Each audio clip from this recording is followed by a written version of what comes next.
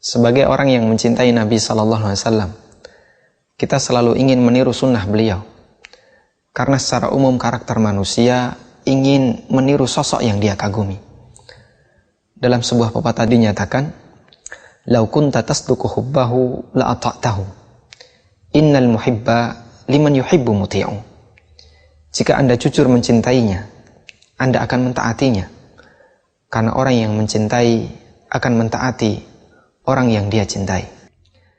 Terlebih dalam masalah agama, dalam masalah ibadah.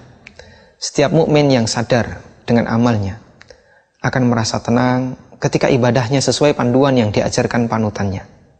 Biasanya, orang baru merasa bingung ketika dia khawatir akan keselamatan ibadahnya. Dia akan sangat resah ketika dia tahu ternyata ibadahnya tidak memenuhi rukun dan syaratnya. Anda bisa lihat pemandangan ini saat kaum muslimin berangkat haji atau umroh.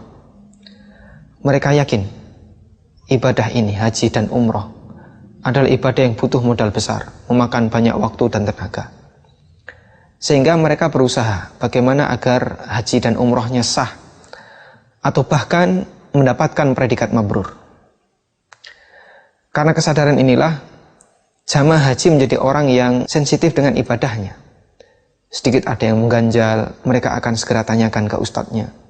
Sedikit ada masalah dengan ibadahnya, akan segera dia konsultasikan ke pembimbingnya.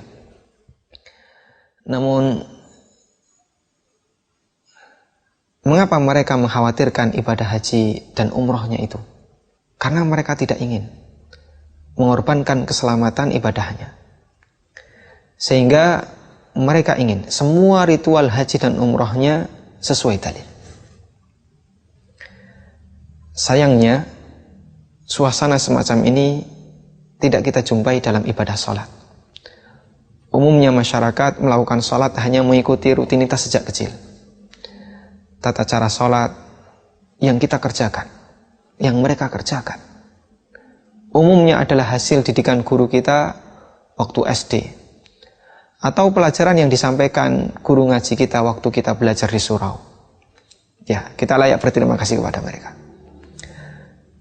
Ketika seorang tidak perhatian dengan nasib sholatnya, dia tidak akan pernah peduli apakah sholatnya sudah sesuai dalil ataukah belum. Dia tidak akan memikirkan apakah gerakan dan bacaan sholatnya memiliki dalil ataukah tidak. Barangkali karena kita sudah terlalu sering sholat, atau karena sholat menurut kita adalah ibadah yang sangat mudah dan sangat ringan bagi kita, sehingga kita tidak begitu memperhatikan keselamatan sholat kita. Ini beda dengan nasib para jamaah haji ketika di Tanah Suci. Karena itu, marilah kita berpikir, jadikan sholat kita berdalil. Jadikan sholat Anda berdalil.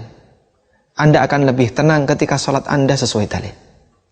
Ketika Anda melakukan takbiratul ihram, Anda mengangkat tangan sesuai dalil, Anda akan merasa lebih tenang. Ketika Anda bersedekap, Anda tahu bagaimana cara bersedekap yang sesuai dalil, Anda akan merasa lebih tenang. Ketika Anda rukuk dan tahu dalil tentang tata cara rukuk, Anda akan merasa lebih tenang, dan seterusnya. Karena semua sholat kita sesuai dalil.